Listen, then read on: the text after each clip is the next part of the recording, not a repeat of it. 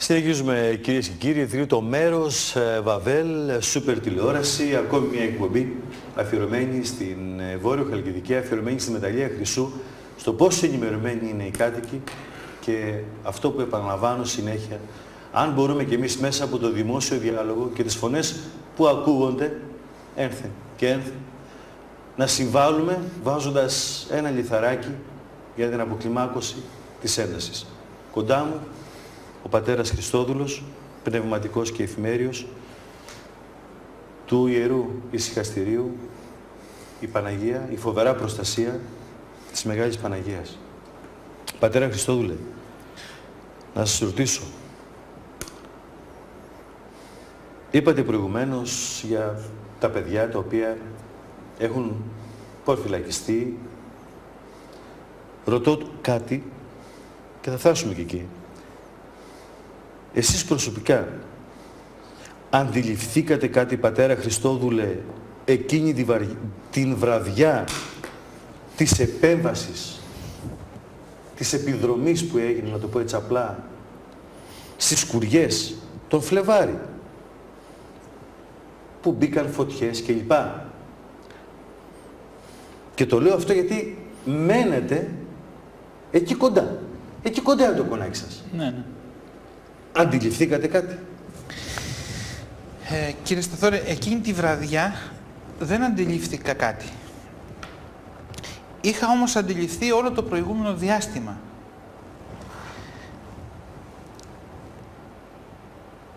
Μου έκανε εντύπωση στα πλάνα που είδα, που έδειχναν από τις κάμερες της εταιρείας, τα νυχτερινά που είχαν πιάσει αυτούς που κατέστρεφαν. Αν ενθυμίστε, έχει δύο συγκεκριμένα πλάνα έδειχναν. Το ένα που ήταν αυτοί οι κουκουλοφόροι που έσπαζαν την μπάρα, αν το θυμάστε, και μία που οδηγούσαν τον έναν φύλακα, τον security, ας πούμε, τον είχαν πιάσει και τον πήγαιναν κάπου. Αυτές τις δύο εικόνες εγώ είδα, δεν είδα άλλη εικόνα να δείξουνε. Εγώ όταν τις είδα αυτές τις εικόνες, κύριε Σταθόρε, μιλάω ειλικρινά. Εγώ τώρα μιλάω σαν να είμαι στο σπίτι μου με έναν φίλο μου. Έτσι ακριβώς μιλάω. Μάλιστα. Όλο το προηγούμενο διάστημα, αυτοί οι σεκιουριτάδες με κοκούλες παρεμπόδιζαν τους κατοίκους να πάνε στις δουλειές τους, να περάσουν. Και είχε γίνει τεράστιο θέμα. Αν θα μπείτε στο διαδίκτυο θα δείτε. Τότε λοιπόν εμείς πήγαμε και κάναμε μήνυση και βγήκε απόφαση δικαστική ότι πρέπει ο δρόμος αυτός να μείνει ελεύθερος, να μην υπάρχει μπάρα. Δεν κάναμε εμείς ούτε διαδηλώσεις ούτε τίποτα. Εμείς επικαλεστήκαμε τον νόμο και πήγαμε. Έβγαλε το δικαστήριο την απόφαση και μετά από 3 ημέρες, κύριε Σταθόρο, ξαναμπήκε η μπάρα και ξανά οι σεκιουριτάδες διακόπταν. Και εγώ λοιπόν θέλω να σας πω το εξής. Όταν ο πολίτης βλέπει μια έκνομη ενέργεια, του στερούν το δικαίωμα να περάσει στο δημόσιο δασικό δρόμο και καταφεύγει στη δικαιοσύνη, βγαίνει η απόφαση και δεν τηρείται η απόφαση, έχει δύο επιλογές, κύριε Σταθόρο, στη συνέχεια. Η μία επιλογή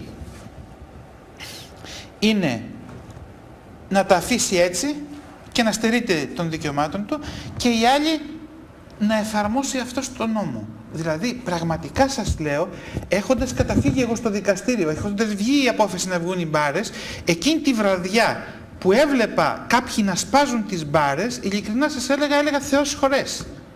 Έτσι σας το λέω ειλικρινά. Διότι δεν τηρεί τον νόμος. Εγώ ρωτώ ξανά. Ναι. Επειδή μένετε πάρα πολύ κοντά, το κονάκι σας είναι πολύ κοντά. Ναι. Όχι, εκείνη τη βραδιά δεν πήρα εγώ χαμπάρι. Δεν πήρατε είδηση, καθόλου, ακούστηκαν περιπολικά, υπερασβεστική, φασαρία, μέχρι το πρωί. Όχι, τίποτα. Δεν άκουσα. Δηλαδή, μας είπατε τώρα ότι τις προηγούμενες ημέρες έγιναν τα όσα προαναφέρατε. Ναι. Τη βραδιά εκείνη δεν καταλαβαίνετε τίποτε. Ναι, όχι. Δεν πήρατε είδηση. Και το πρωί τι αντιλαμβάνεστε? Το πρωί δεν αντιλαμβάνθηκα τίποτα. Εμείς πήγαμε στην εκκλησία και μετά την εκκλησία που είχε έρθει ο κόσμος, εκείνος μας είπε ότι έγιναν αυτά τα επεισόδια πάνω. Και τι, τα καταδικάζετε? Κοιτάξτε να δείτε. Μου λέτε να τα καταδικάσω. Καταρχήν, κύριε Σταθόρε... Και κάθε παρόμοια πράξη βίας. Ναι, μισό λεπτό. Το αν θα τα καταδικάσω ή όχι, καταρχήν, εγώ δεν είμαι δικαστής και δεν έχω όλα τα δεδομένα μπροστά μου. Δεν τα έχω τα δεδομένα για να καταδικάσω τα γεγονότα. Ωστόσο, ανοιχτά εγώ είχα πει ότι καταδικάζω. Πρώτον τους εισαγγελείς, δεύτερον τους αστυνομικούς, όπου το προηγούμενο διάστημα δεν επέβαλαν τον νόμο, και στη συνέχεια σας λέω εγώ ότι τι θα κάνει ο πολίτης όταν δεν τηρείται ο νόμος. Εγώ να καταδικάσω κάποιον δεν τον καταδικάζω. Στο Χριστό πήγαν την πόρνη εκεί και λένε την καταδικάζεις και λέει δεν την καταδικάζω εγώ. Ο αναμάρτητος από εσάς να την καταδικάσει. Θα έπρεπε να καταδικάσω πρώτα την εταιρεία Ελληνικός Χρυσός γιατί κατέστρεψε το ελληνικό δημόσιο, διότι εισέπραξε τόσα χρήματα τα οποία έπρεπε να τα εισπράξει το ελληνικό δημόσιο. Θα έπρεπε να έχω καταδικάσει άλλες ενέργειες, όλες αυτές και συνέχεια. Εγώ δεν καταδικάζω ούτε αυτά. Εγώ τι είναι, το πάω στο δικαστήριο, κύριε Σταθόρε, για να το δικάσει ή να το καταδικάσει στο δικαστήριο. Είναι η δική μου η πρακτική αυτή. Πάντως πράξεις βίας τις καταδικάζετε. Σαφέστατα. Από όπου και αν προέρχονται. Ναι, τώρα να σας ρωτήσω εγώ κάτι, ας πούμε. Οι πράξεις βίας, ας πούμε, κατά της δικτακτορίας την καταδικάζετε εσείς? Εγώ δεν μπορώ να απαντήσω, εγώ ρωτώ. Ναι, και εγώ ρωτώ. Και εγώ ρωτώ. Εγώ έπρεπε να καταδικάσω αυτούς που αντιδρούσαν στην επταετία για τη δικτακτορία και χρησιμοποιούσαν βία, πετούσαν το ένα και το άλλο. Είναι μερικά πράγματα τα οποία δεν μπορείς να τα καταδικάσεις όταν έχουν προηγηθεί. Δηλαδή, κοιτάξτε να σας το πω ξεκάθαρα. Όταν μία γυναίκα πάει και προκαλεί κάποιον και ο άλλος στη συνέχεια, ας πούμε, πάει και την κακοποιεί, ας πούμε, εγώ θα καταδικάσω αυτόν που την κακοποίησε, η γυναίκα, ας πούμε, που τον προκάλεσε. Μάλιστα. Μία άνω τελεία. Είναι στη τηλεφωνική μας γραμμή ο κύριος Βλάχος Αναστάσιος. Είναι εργαζόμενος στο μεταλλείο. Ναι. Δεν ξέρω και αν τον γνωρίζετε. Όχι. Κύριε Βλάχο, καλησπέρα. Καλησπέρα. Να μας βοηθήσει το κοντρόλ. Δεν έχουμε επικοινωνία, δεν ακούμε απολύτως τίποτε.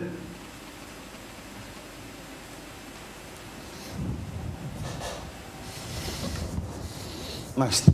Δεν είναι στη τηλεφωνική μας γραμμή. Ο κύριος Βλάχος ας προσπαθήσει εκ νέου. Να περιμένουμε παρακαλώ ίσο λεπτό. Περίμενε και στη τηλεφωνική του γραμμή. Ζητούμε συγγνώμη, είναι αρκετά τα τηλεφωνήματα, έχουν καταγραφεί κάποια ερωτήματα και σας ευχαριστούμε θερμά που παρακολουθείτε τη σημερινή μας και τη σημερινή μας εκπομπή. Ας με βοηθήσει το κοντρόλ αν τώρα είναι ο κύριος Βλάχος στη τηλεφωνική μας γραμμή. Μάλιστα. Θα περιμένουμε και τον κύριο Βλάχο για να μην υπάρξει υπόνοια ότι η θελημένα δεν θέλαμε να τον ακούσουμε. Ας επιχειρήσει παρακαλώ και ας με βοηθήσει σε αυτό η ροή. Τώρα είναι στην τηλεφωνική μας. Έχουμε άλλη τηλεφωνική γραμμή. Κατακλείδει το τηλεφωνικό κέντρο, πατέρα Χριστόδουλε, όπως αντιλαμβάνεστε. Υπάρχει πρόβλημα. Ζήτησε να παρέμβει ο κύριος Βούλγαρης Ιωάννης. Θα τον γνωρίζετε φαντάζομαι. Όχι, δεν τον γνωρίζω. Αλλά δεν πειράζει, ναι. Θα γνωρίσουμε τώρα. Ναι. Εγώ απλά λέω και τα ονόματα. Υπάρχει όμως ένα πρόβλημα. Είναι αρκετά τα τηλεφωνήματα στο τηλεφωνικό κέντρο και υπάρχει αυτή η δυσκολία. Είχαμε μείνει στο θέμα της επέμβασης και είπατε τα όσα είπατε που κι εγώ έτσι με έκπληξη πραγματικά τα ακούω. Και ότι μαθαίνετε το γεγονός κι εσείς το πρωί. Από τους κατοίκους, ναι. Από τους κατοίκους. Ναι, ναι. Ήρθαν σε εσάς. Έρχονται την Κυριακή, εκκλησιάζονται και μετά την εκκλησία τελειώνουν, μπαίνουμε στο συνοδικό και κερνιούμαστε και εκεί μου είπαν ότι έγιναν αυτό το πράγμα, ας πούμε. Μάλιστα. Κύριε πατέρα Χριστόδουλε, συγγνώμη. Ρωτώ τώρα. Έγινε αυτό που έγινε. Στη συνέχεια είχαμε συλλήψεις. Έχουμε προφυλακισμούς. Σας ρωτώ εγώ τώρα ευθέως. Ποιο είναι το ποιόν των προφυλακιστέντων για κακουργήματα, ναι, και αν θα πρέπει να επαναλειτουργήσει το αστυνομικό τμήμα της Ιερισσού, το οποίο κάηκε και δεν λειτουργεί μέχρι και σήμερα. Ναι. Καταρχήν, αυτοί που έχουν προφυλακιστεί, κύριε Σταθόρη, είναι τίμιοι οικογενειάρχες, τους γνωρίζει όλη η περιοχή και εάν θα υπήρχε μία περίπτωση στο 1 εκατομμύριο να έχουν συμμετάσχει, στο οποίο εγώ δεν το πιστεύω με τίποτα, αυτά τα άτομα ούτε να φύγουν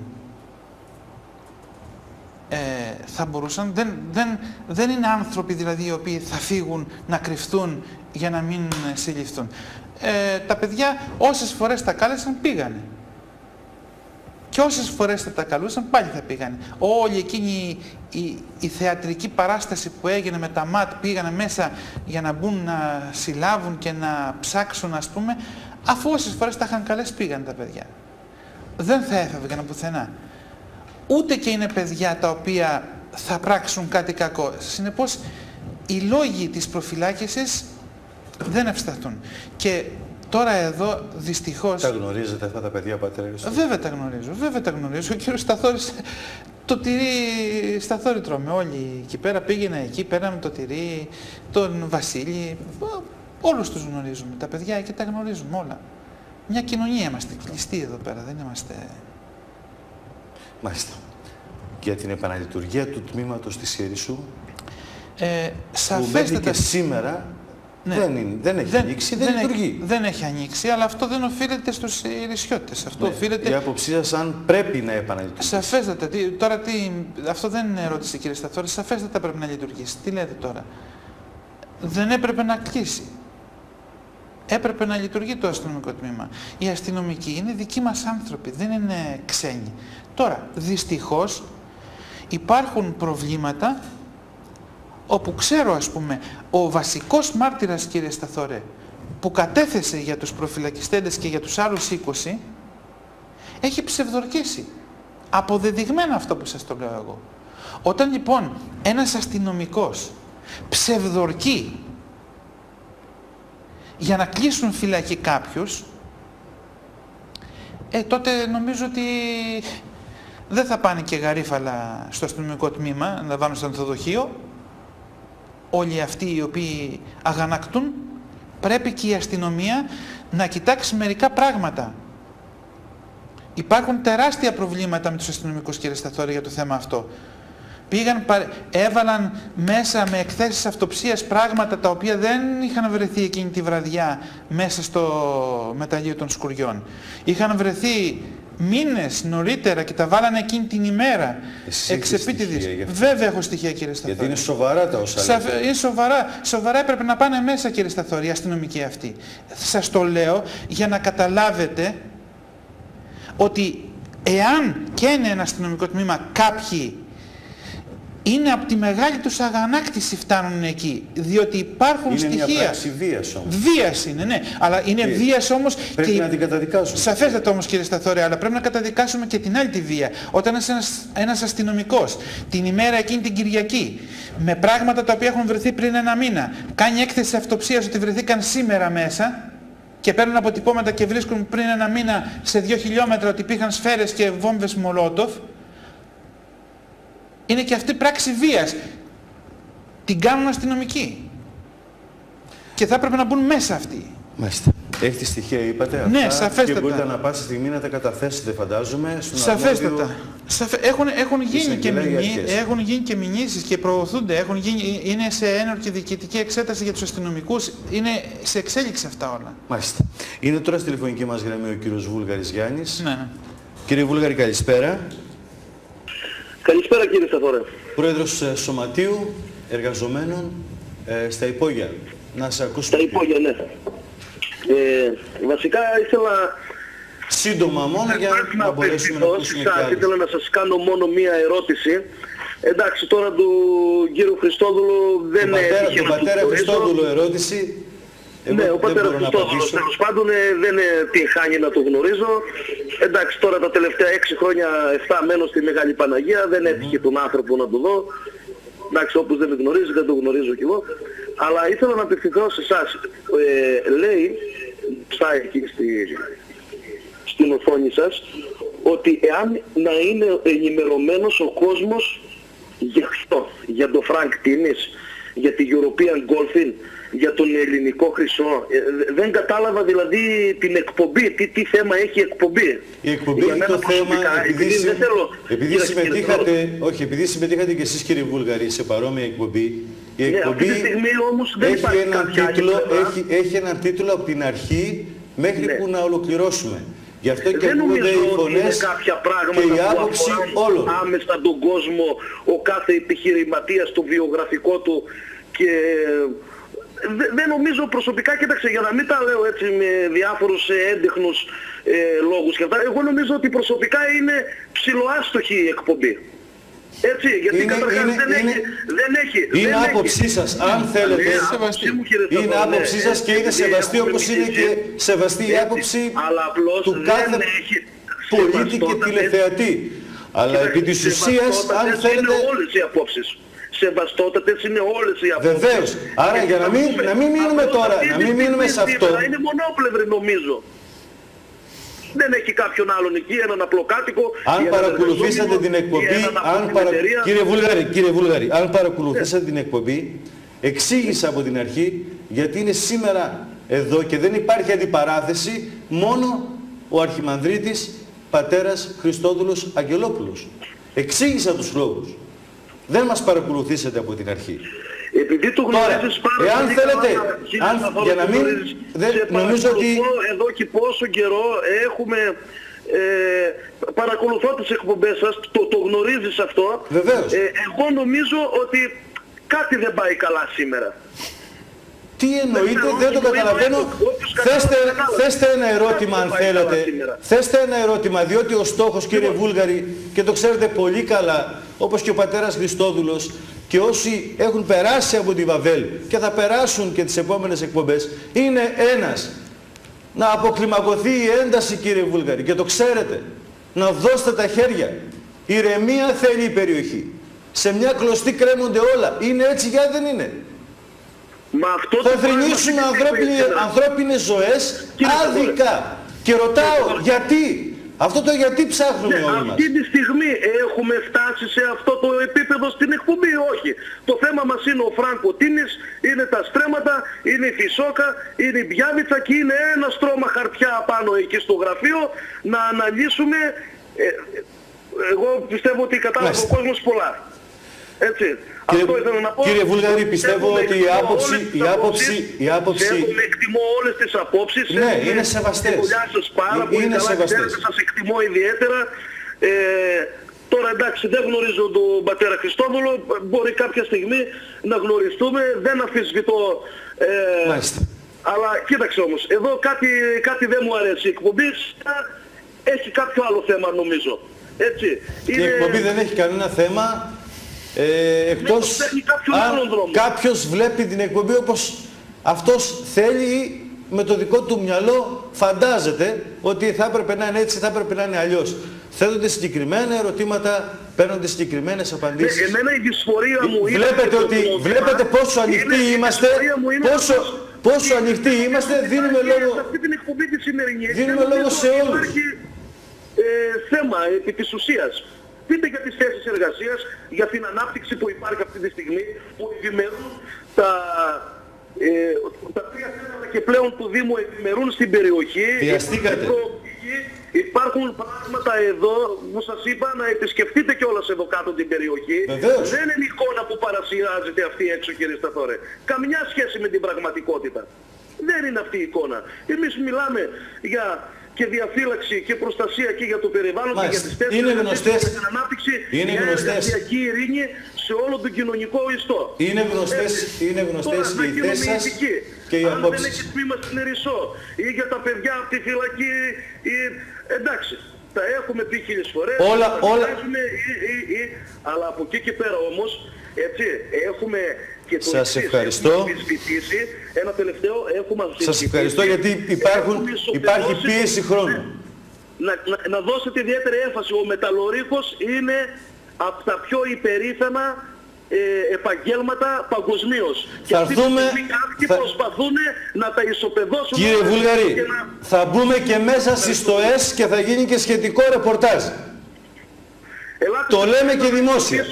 Ότι στις ΣΤΟΕΣ άμα θα έρθετε θα νομίζετε ότι είστε σε τίποτα Autobank Tunnel, γιατί κάποιοι άλλοι τα παρουσιάζουν ότι ακόμα είμαστε σε τριτοκοσμική συνθήκη εργασίας, αλλά είναι πολύ γελασμένοι. Εδώ είναι οι φακοί, οι κάμερες, ελάτε όποτε θέλετε. Βεβαίως. Ευχαριστώ πολύ κύριε Σταφόρε. Καλό βράδυ και εγώ σας ευχαριστώ.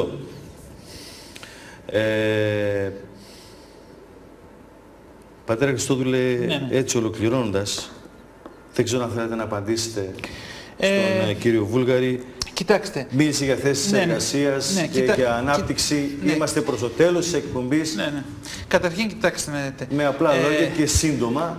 Το αν, ας πούμε, γιατί καλός ή κακός τρώνε ψωμί κάποιες εκατοντάδες άνθρωποι αυτή τη στιγμή. Σαφέστατα. Αυτή είναι η αλήθεια. Ναι. Η αλήθεια από τη μία πλευρά είναι αυτή ότι τρώνε κάποιες εκατοντάδες άνθρωποι ψωμί και η αλήθεια είναι ότι με αυτή την πρακτική κάποιων που ξεπούλησαν τα πάντα, 1.700.000 δεν έχουν δουλειά, κύριε Σταθόρε, σήμερα. Και δεν ξέρω αν πρέπει να σταθούμε στο 1.700.000 που πάνε στα σπίτια τους ή να σταθούμε στους εκατοντάδες, ας πούμε, αυτούς που βρίσκουν σήμερα δουλειά γιατί κάποιοι ξεπούλησαν τη δημόσια περιουσία. Ωστόσο, εγώ νομίζω πρέπει να μείνουμε σε όλους, αλλά τώρα μιλούμε για την Βόρειο Χαλκιδική. Σε όλους, για τη Βόρειο Χαλκιδική. Σε μια δύσκολη περίοδο δεν πρέπει και αυτό να το αφήνουμε ή να το ξεχνούμε, πατέρα Χριστόδουλε, ότι κάποιες οικογένειες ζουν. Δεν διαφωνώ, ναι. Οι ίδιοι τρώνε ψωμί τα παιδιά τους ή σπουδάζουν τα παιδιά τους. Ναι. Ωστόσο, από την μεταλλευτική δραστηριότητα. Ναι. Ωστόσο όμως, κύριε Σταθόρε, αυτή η επένδυση έγινε για τους εργαζομένους. Οι εργαζόμενοι 470 απολύθηκαν και τον Οκτώβριο ζητούν να δικαιωθούν να πάρουν τα μεροκάματά τους. Κάποιοι τους άφησαν στο δρόμο και κάποιοι πήραν τη θέση τους. Και δεν ενδιαφέρθηκαν όταν οι άλλοι, οι συνάδελφοί τους πηγαίναν στα σπίτια τους απολυμμένοι, παίρναν τη θέση τους και δεν ενδιαφέρθηκαν για αυτούς. Γιατί να ενδιαφερθώ εγώ τώρα για αυτούς, μπορείτε να μου πείτε? Σας λέω, τον Οκτώβριο έχουν δικαστήριο οι απολυμμένοι οι μεταλλουργοί. Δεν ενδιαφέρθηκαν αυτοί να πούν πάρτε πρώτα τους παλιούς να προσληφθούν και στη συνέχεια να πούμε και εμείς. Πήραν τη θέση τους. Πώς γίνονται οι προσλήψεις και συμπληρώνω ότι ένας ιερέας αγκαλιάζει όλο το πίμνιο και δεν τους ξεχωρίζει σε καλούς, κακούς. Όχι βέβαια. Ωστόσο όμως, κύριε Σταθόρε, σας έχω πει ότι όταν κάποιος κάνει μία ληστεία και πάει να επενδύσει τα χρήματά του και υπάρχουν κάποιοι οι οποίοι θέλουν να πάνε να πιάσουν δουλειά στην επένδυση αυτή με τα ληστευθέντα και κάποιοι δεν θέλουν να πιάσουν δουλειά σε τέτοια κατάσταση, εγώ σαν ιερέας είμαι με το μέρος αυτών που δεν θέλουν να πάνε να δουλέψουν στη συγκεκριμένη επιχείρηση όπου γνωρίζουν ότι με αυτά τα χρήματα που διατέθηκαν πεινάνε 1.700.000. Οι προσλήψεις πώς γίνονται? Γίνονται εξωκρατικά? Πώς γίνονται? Αυτό πρέπει να το δούμε. Πώς απολύθηκαν 470 και ποιοι προσλήφθηκαν στη συνέχεια. Για να βοηθήσουν τότε. Το λέει ο κύριος Πάχτας μέσα στα πρακτικά που περνούσε την κύρωση της σύμβασης, λέει μέχρι τώρα διορίζονται της Νέας Δημοκρατίας. Λέει επιτέλους να τελειώσει αυτή η ιστορία. Αυτά είναι τα κριτήρια, κύριε Σταθόρε. Πατέρα Χριστόδουλε, υπάρχει ένταση. Σαφέστατα. Τα πράγματα δεν είναι καλά. Και προηγουμένως είπατε κι εσείς ότι και η πολιτεία είναι απόν. Όλα κρέμονται σε μια κλωστή. Ως ιερέας.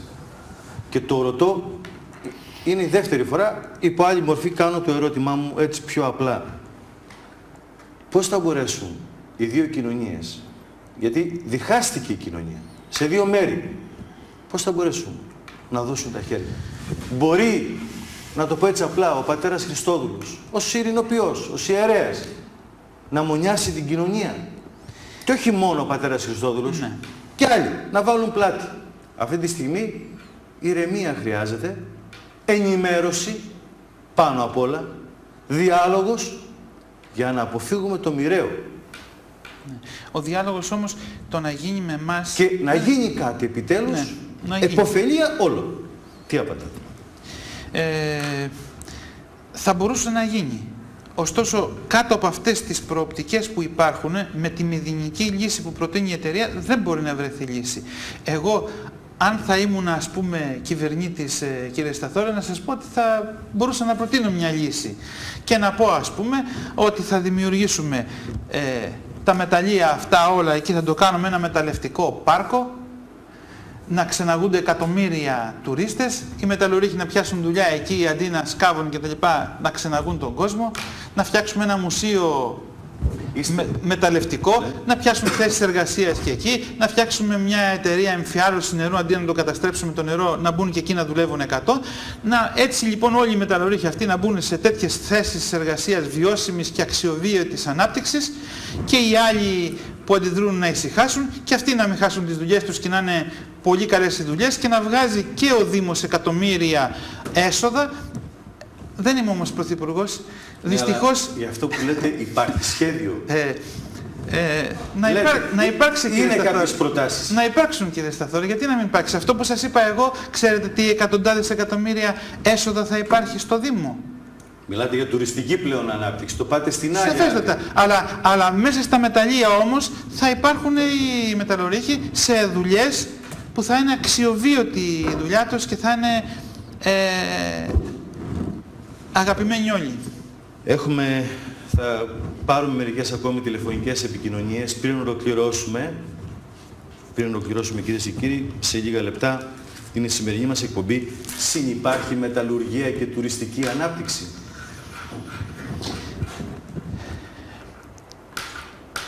Μελετάτε, διαβάζετε, ναι, πολύ, γνωρίζετε. Ναι.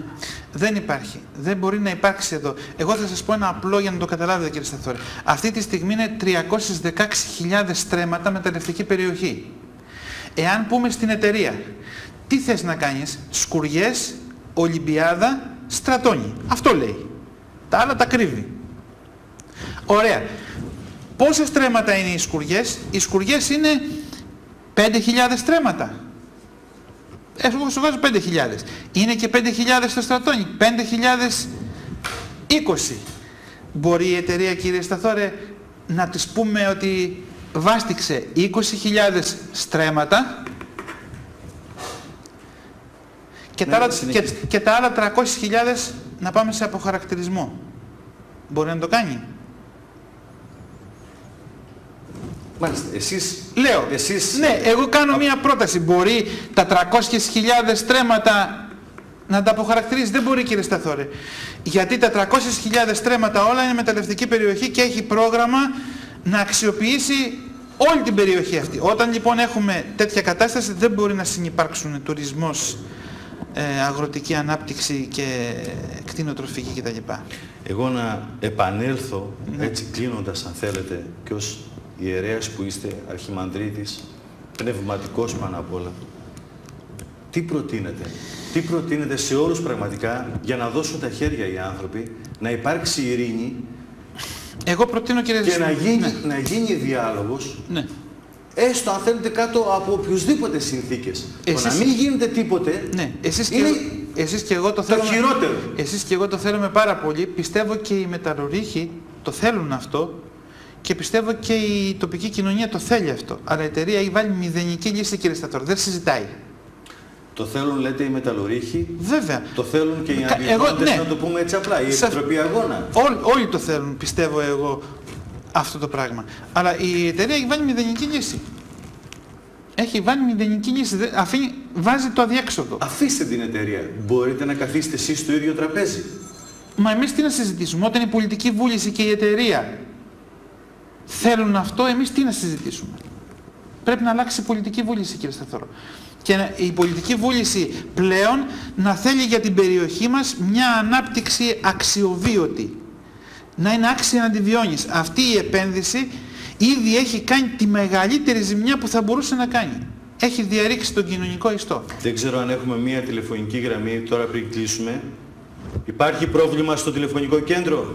Ας το ανοίξουμε το τηλεφωνικό κέντρο, ας προσπαθήσουμε να το ξεμπλοκάρουμε παρακαλώ.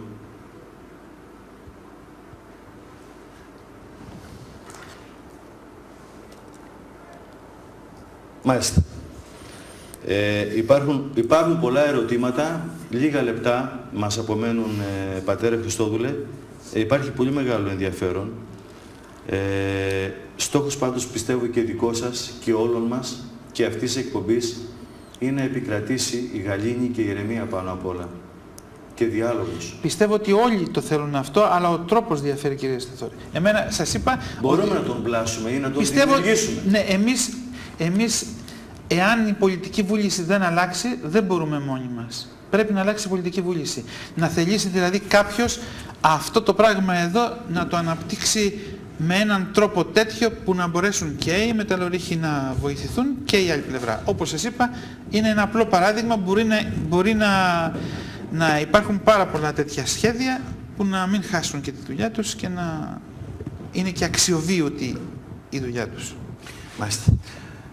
Ολοκληρώνοντας, δύο λέξεις. Τι θα λέγατε πραγματικά σε όλους τους κατοίκους, όχι μόνο της Βόρειας Χαλκιδικής, όλης της Χαλκιδικής. Έτσι, κλείνοντας τη σημερινή μας εκπομπή, που στόχος είναι πραγματικά να επικρατήσει η γαλήνη και η ηρεμία. Να μην υπάρχουν τα μπλόκα. Να ησυχάσει ο κόσμος. Να βρει την ηρεμία του και πάνω απ' όλα να καθίσουν όλοι στο ίδιο τραπέζι. Δεν έχουν καθίσει.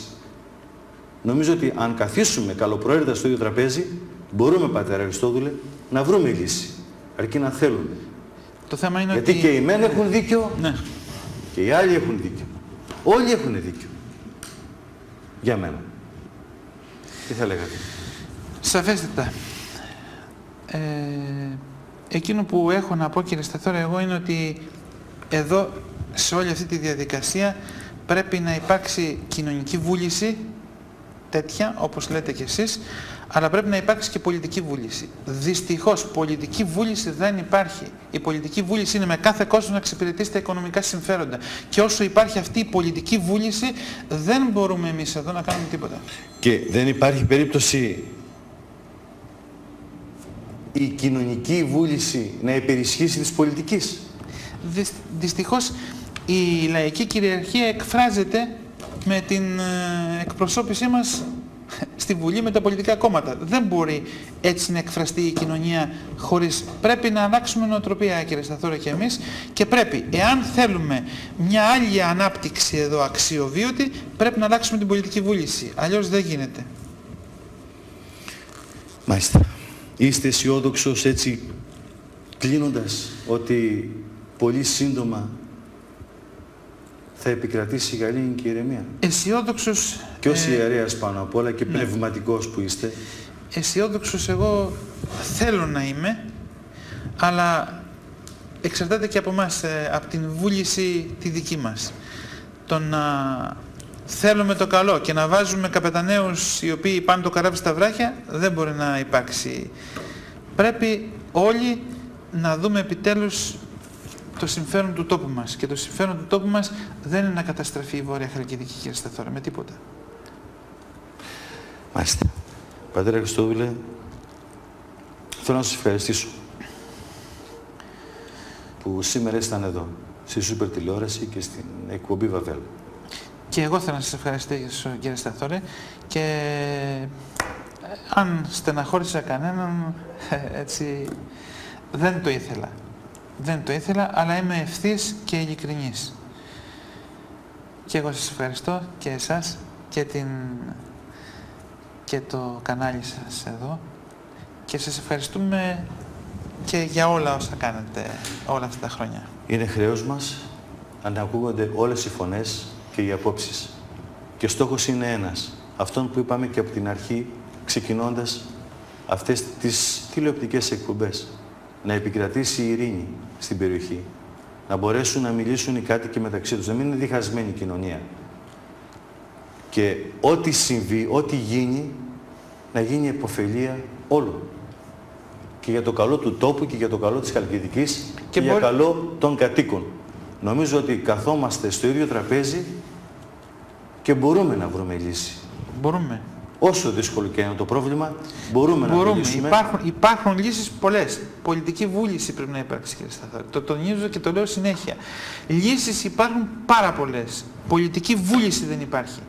Η πολιτική βούληση δεν την ενδιαφέρει αν έχει διαρριχθεί η κοινωνική συνοχή. Και αν σας έλεγα γιατί το τελευταίο ερώτημα δεν υπάρχει πολιτική βούληση.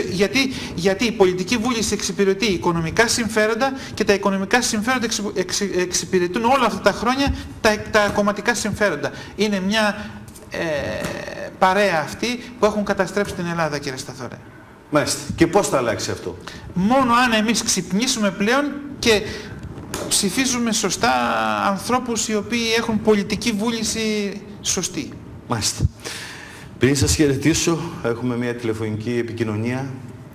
Είναι και περιορισμένος ο χρόνος. Είναι ο κύριος Αρζουμανίδης Κωνσταντίνος. Είναι επιχειρηματίας και φίλος της εκπομπής. Κύριε Αρζουμανίδη, καλησπέρα. Καλησπέρα σε εσάς και στον πατέρα. Μόνο χαμηλώστε την τηλεόραση για να σας ακούμε καλύτερα. Ναι. Άκουσα όλη σας την εκπομπή, όπως και όλες τις προηγούμενες.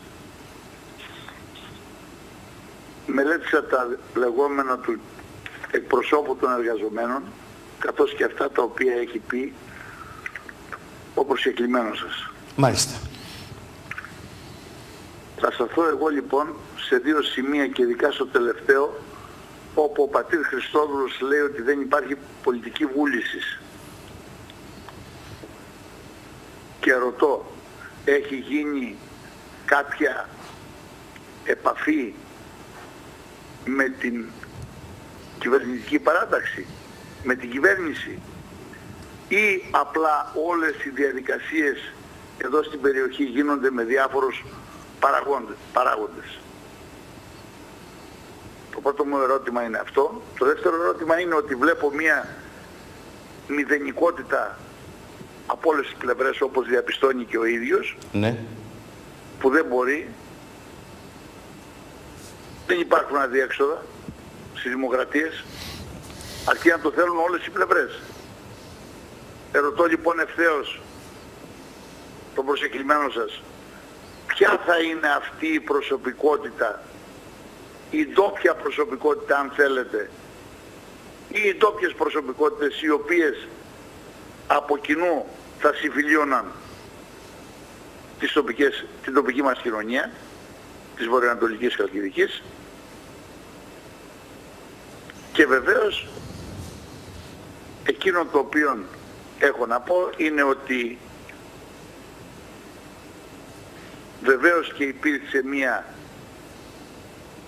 σύμβαση της Ελληνικός Χρυσός με το ελληνικό δημόσιο. Βεβαίως τα διαλεγόμενα του πατρός ανταποκρίνονται στα διάφορα δημοσιεύματα, γιατί εγώ από ό,τι αντιλαμβάνομαι μάλλον πρέπει να είναι και κάποιο χρηματιστηριακό παιχνίδι ή με κάποια funds, σύμφωνα με τα λεγόμενα. Και τώρα βλέποντας τον υπολογιστή μου αυτή τη στιγμή, σαν μέλη του Διοικητικού Συμβουλίου της ίδιας εταιρείας, πέραν των Καναδών και των λοιπόν μεγαλομετόχων Ελλήνων της εταιρείας, υπάρχουν και δύο ονόματα. Το ένα λέγεται Κουρουμπλής Δημήτριος του Παναγιώτη και το άλλο όνομα λέγεται Κεδίκογλου Ηλίας του Σιμεών. Μάλιστα. Αν γνωρίζει τίποτε για αυτά τα... Παρακαλώ λίγο ησυχία από τη ροή. Συνεχίστε. Αν γνωρίζει τίποτε για αυτά τα δύο ονόματα, αν είναι χαλκιδικιώτες, αν είναι από την Αθήνα, αν έχουν καμία σχέση με τη μετοδική σύνδεση της εταιρείας, γιατί δεν έχουν ακουστεί αυτά τα ονόματα, βλέπω ότι υπάρχουν και αυτά ως μέλη του Διοικητικού Συμβουλίου. Μάλιστα. Και βεβαίως το μεγάλο ερώτημα είναι το εξής, ότι η εταιρεία, η Ελληνικός Χρυσός δηλαδή, σύμφωνα πάντα με το δημοσιευμένο ισολογισμό της, δείχνει ότι είναι διαχειριστής ξένων κεφαλαίων. Υπάρχουν λοιπόν χρηματοδοτούσες τράπεζες, υπάρχει ομολογιακό δάνειο και υπάρχει μια ροή χρήματος.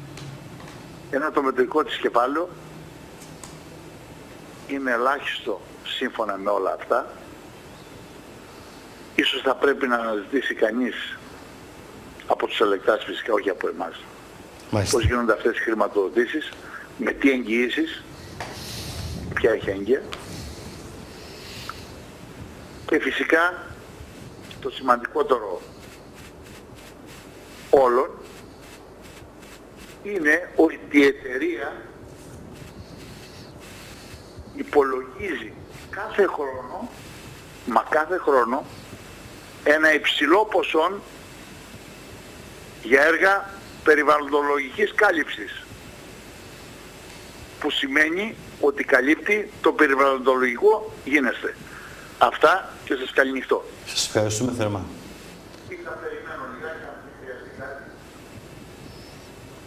Μάλιστα. Σας ευχαριστούμε. Και Πατέρα Χριστόδουλε, στον περιορισμένο χρόνο. Στην πρώτη ερώτηση που έκανε, ότι αν εμείς πλησιάσαμε την κυβέρνηση για να της πούμε κτλ. Η κυβέρνηση, κύριε Σταθόρε, δεν πλησιάζεται και δεν θέλει να ακούσει καμία κουβέντα. Και έχει βγει δημόσια και έχει πει με κάθε κόστος, και με αυτό το κόστος που βιώνουμε σήμερα δηλαδή, η επένδυση θα γίνει. Συνεπώς δεν υπάρχει κανένα θέμα πλησιασμού αυτής της κυβέρνησης. Στο δεύτερο ερώτημα που είπε, ότι αν υπάρχει κάποιος τοπικός παράγων, έτσι, κάποια ντόπια προσωπικότητα κτλ. Εγώ αυτή τη στιγμή δεν γνωρίζω. Γνωρίζω όμως ότι γίνονται αυτή τη στιγμή κάποιες κινήσεις από το κίνημα όλο αυτό που είναι κατά της μεταλλευτικής δραστηριότητας, και δεν ξέρω, ας πούμε, ποιοι θα πλαισιώσουν και ποιοι θα προταθούν για να λάβουν μέρος στο επόμενο Δημοτικό Συμβούλιο. Ναι. Ξέρω όμως απλώς ότι γίνονται προσπάθειες προς αυτή την κατεύθυνση. Δεν ξέρω περισσότερα. Γίνονται προσπάθειες. Και για τα ονόματα που είπε του κυρίου Κουρουμπλή και του κυρίου Κερδίκογλου, που βρίσκονται αυτή τη στιγμή στο Διοικητικό Συμβούλιο, εγώ ειλικρινά σας λέω, από τότε που η εταιρεία Ελληνικός Χρυσός μεταβιβάστηκε κατά 95% στη European Golf, έτσι έπαψα να ασχολούμαι. Διότι εγώ ήξερα ότι ο Χρυσός είναι ελληνικός και είναι εθνικός πλούτος. Από την ώρα που έγινε καναδέζικος και έγινε ξένος πλούτος, έπαψα να ενδιαφέρομαι. Και δεν γνωρίζω αυτά τα δύο ονόματα ποια είναι, από πότε έχουν μπει, τίποτα. Μάλιστα. Αυτά. Για τα υπόλοιπα περί ισολογισμών και... Όχι, δεν τα παρακολουθώ αυτά τώρα. Δεν τα παρακολουθώ εγώ. Έχω παρακολουθήσει μέχρι τη μεταβίβαση. Εκεί. Εφόσον εκεί έχει γίνει το μεγάλο το πάρτι και εκεί πρέπει να δώσουν λόγο κάποιοι. Μέχρι εκεί το έχω εξετάσει εγώ. Και δεν ασχολούμαι πλέον αυτή τη στιγμή. Γιατί πιστεύω ότι ούτε ο Ελντοράντο δεν ξέρει τι έχει γίνει στην αρχή. Η Ελντοράντο δεν θα ξέρει τι έχει γίνει. Ή τώρα γνωρίζει τι γίνεται. Τώρα πιστεύω ότι θα το καταλαβαίνει, γιατί ξέρετε ότι έχει πάρει παγκόσμιες διαστάσεις πλέον το κίνημα εναντίον της και το καταλαβαίνει τώρα τι γίνεται. Μάλιστα. Πατέρα Χριστόδουλε, σας ευχαριστώ. Και εγώ σας ευχαριστώ, κύριε Σταθόρη. Για ακόμη μια φορά. Κυρίες και κύριοι, πάνω απ' όλα να ευχαριστήσουμε εσάς που μείνατε κοντά μας έως αυτή την ώρα. Ανανεώνουμε το ραντεβού μας για την ερχόμενη Δευτέρα. Βαβέλ.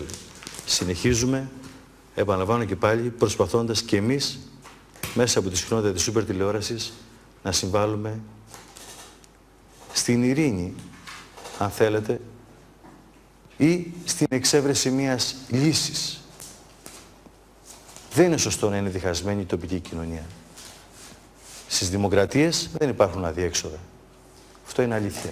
πατέρα Χριστόδουλε. Έτσι είναι, ναι. Και αυτό όλοι μας, όσο μπορούμε, ας το κάνουμε πράξη. Από όποια θέση και αν είμαστε.